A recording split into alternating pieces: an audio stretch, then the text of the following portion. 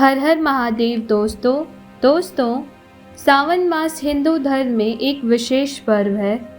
भगवान शिव को प्रसन्न करने के लिए सावन का महीना अति उत्तम माना गया है। आषाढ़ मास की पूर्णिमा तिथि समाप्त होने के साथ ही श्रावण मास आरंभ हो जाता है। दोस्तों, जैसा कि हम सभी जानते हैं कि सावन मास भगवान शिव को अत्यंत ही प्रिय है। इस पूरे सावन मास के दौरान जो भी व्यक्ति श्रद्धापूर्वक भगवान शिव की पूजा करने के साथ साथ जला अभिषेक, दुग्ध अभिषेक और बेलपत्र अर्पित करते हैं, उस पर भगवान शिव अत्यंत प्रसन्न होते हैं और उसकी सभी मनोकामना पूरी करते हैं। साथ ही उसके जीवन में आ रहे दुख, कष्ट, इन सभी के समस्याओं के निवारण का संकेत देते हैं। दोस्तों, हिंदू पंचांग के अनुसार इस साल सावन माह का आरंभ 11 जुलाई दिन शुक्रवार से होने वाला है। इसके साथ इस पूरे माह में कुल 4 सोमवार पड़ने वाले हैं। साथ ही इस साल कई शुभ योगों का निर्माण हो रहा है। तो दोस्तों, आइए आपको विस्तार से बताते हैं कि इस बार 4 सावन सोमवार कब कब हैं, जला अभिषेक और पूजा का शुभ समय और अन्य सभी शुभ मुहूर्त कब हैं, इन सभी के बारे में विस्तार से जानते हैं। दोस्तों, सावन का महीना 11 जुलाई को शुरू होगा और यह 9 अगस्त को समाप्त होगा। दोस्तों, सावन महीने का पहला सोमवार 14 जुलाई को है।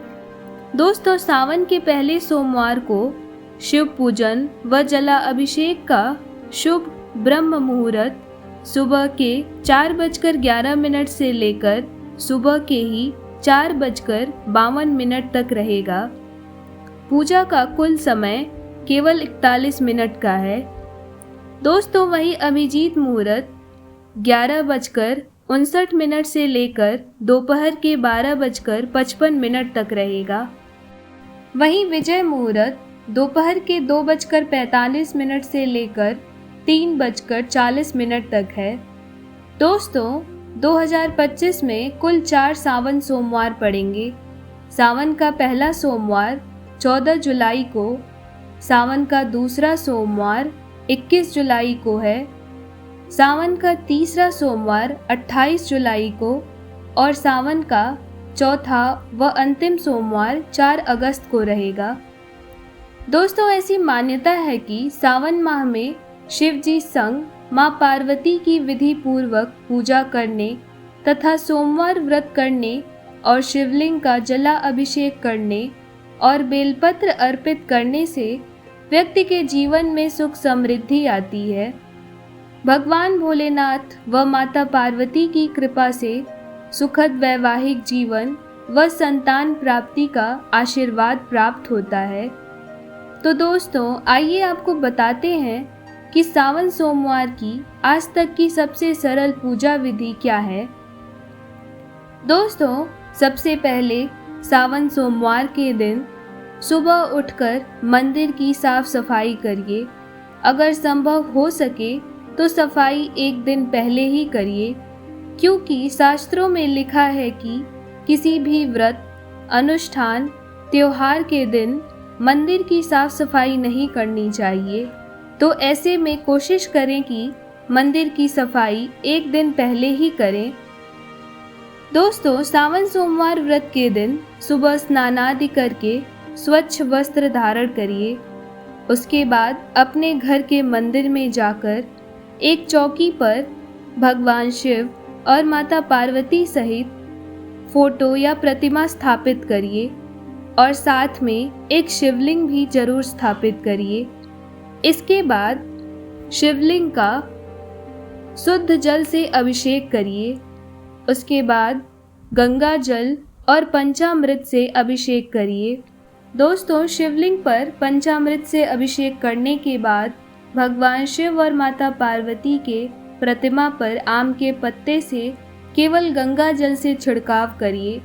उसके बाद भगवान शिव को चंदन, अक्षत, धतूरा, आक के फूल, बेलपत्र, सफ़ेद फूल, फल, और कुछ मिष्ठान अर्पित करिए। फिर उसके बाद माता पार्वती को 16 श्रृंगार की सामग्री चढ़ाइए और इसके बाद भगवान भोलेनाथ और माता पार्वती के समक्ष घी का दीपक और धूप जलाइए। इतना सब करने के पश्चात घी का दीपक जलाकर भगवान शिव की आरती उतारिए और अंत में शिव चालीसा का पाठ करिए। दोस्तों, उसके बाद शिव चालीसा के पाठ के बाद 108 बार ओम नमः शिवाय या महामृत्युंजय मंत्र का जप अवश्य करिए। इसके बाद अंत में भगवान शिव और माता पार्वती का आशीर्वाद लीजिए और उनसे क्षमा याचना कीजिए कि हे परम पिता महादेव, हे जगत जननी माँ पार्वती, मैं बहुत अबोध, अनजान और मूढ़ हूँ।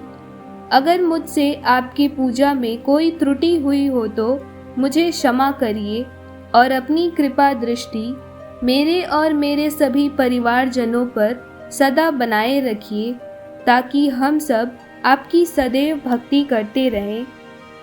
कुछ इस प्रकार से आप प्रत्येक सावन सोमवार के दिन भगवान शिव और माता पार्वती की पूजा कर सकते हैं।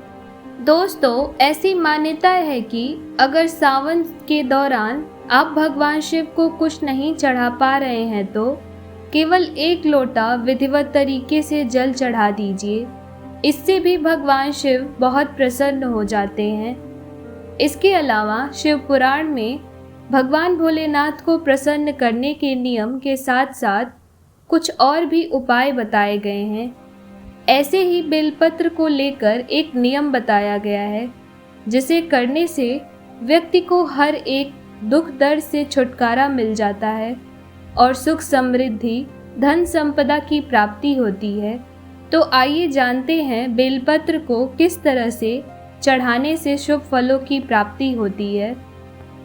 दोस्तों, शिव पुराण के अनुसार भगवान शिव की कृपा पाने के लिए 5 शुद्ध बिना कटी फटी 3 पत्तियों वाली बेलपत्र ले लीजिए। इसके बाद सबसे पहला बेलपत्र नंदी जी पर चढ़ाइए। उसके बाद दूसरा बेलपत्र उस स्थान पर चढ़ाइए जहाँ पर श्री गणेश जी का स्थान माना जाता है। फिर उसके बाद से तीसरा बेलपत्र उस स्थान पर चढ़ाइए जहाँ पर शिवलिंग विराजित हैं, उस जलाधारी पर। और चौथा बेलपत्र जलधारी के उस स्थान पर चढ़ाइए जहाँ से जल गिरता है। और इसके साथ ही आखिरी बेलपत्र शिवलिंग के ऊपर रखिए। ऐसा करने से आपके जीवन में जो भी दुख, दर्द और कष्ट हैं, सब समाप्त हो जाते हैं और भगवान शिव और माता पार्वती की कृपा से घर में सुख समृद्धि आता है।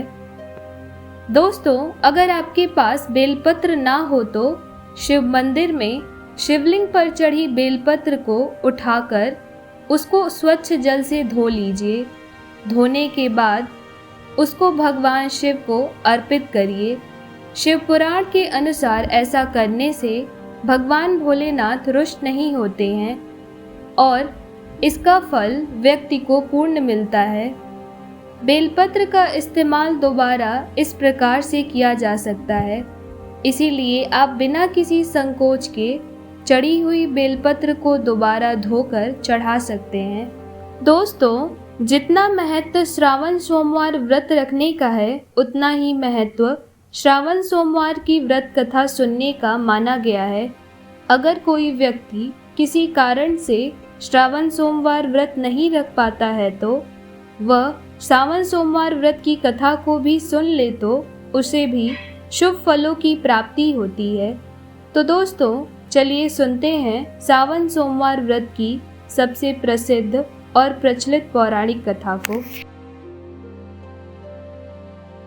श्रावण सोमवार व्रत की कथा के अनुसार अमरपुर नाम का एक नगर था, जहां एक धनी व्यापारी अपने परिवार के साथ रहता था।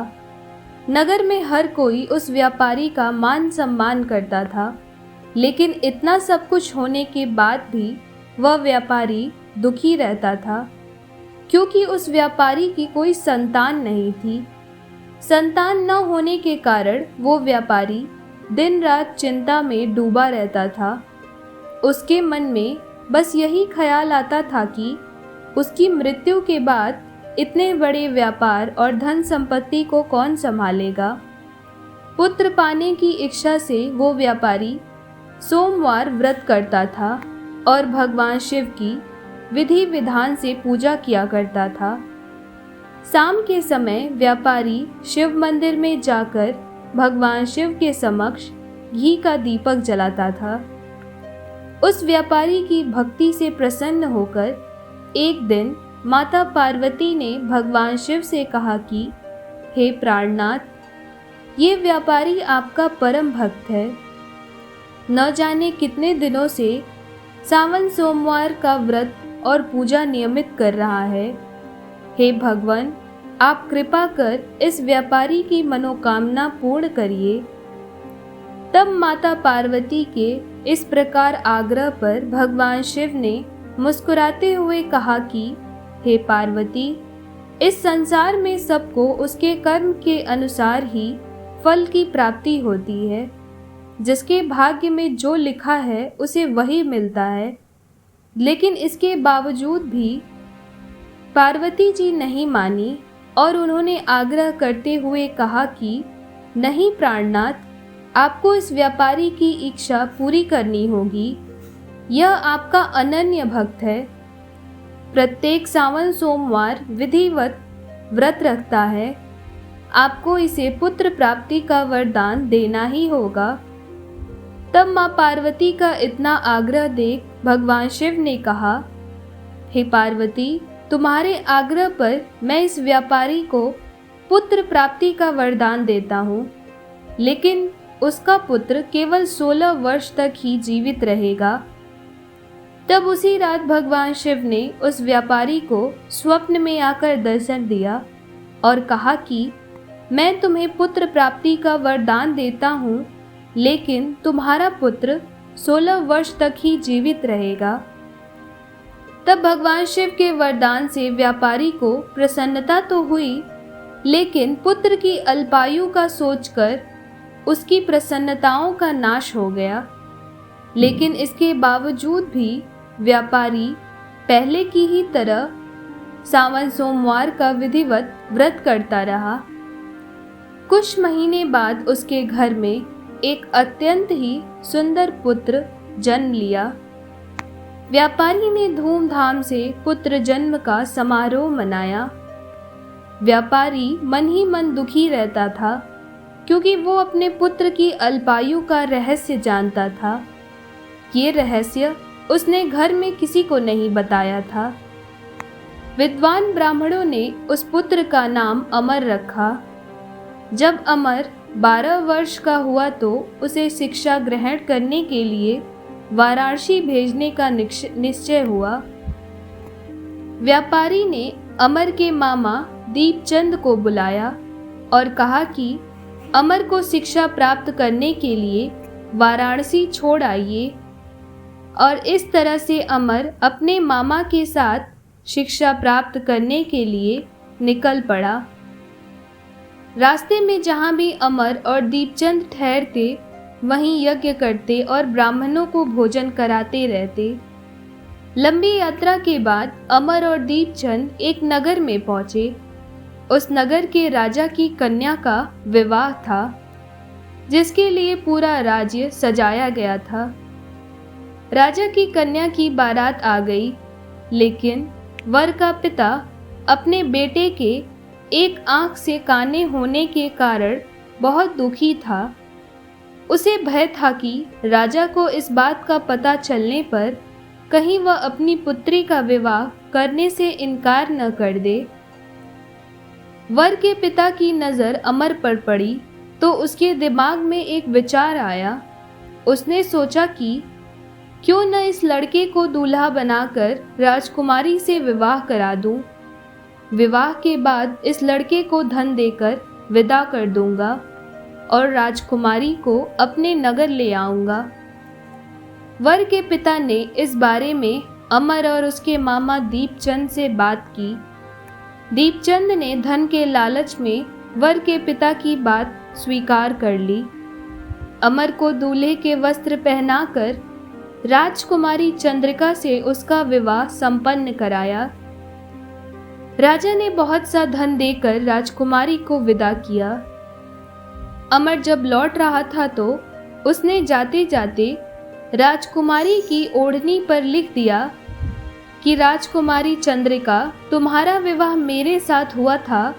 मैं वाराणसी में शिक्षा प्राप्त करने जा रहा हूँ। अब तुम्हें जिस नवयुवक की पत्नी बनना पड़ेगा वह एक आंख से काना है। जब राजकुमारी ने अपनी ओढ़नी पर लिखा हुआ पढ़ा तो उसने काने लड़के के साथ जाने से मना कर दिया। उधर अमर अपने मामा दीपचंद के साथ वाराणसी पहुंच गया।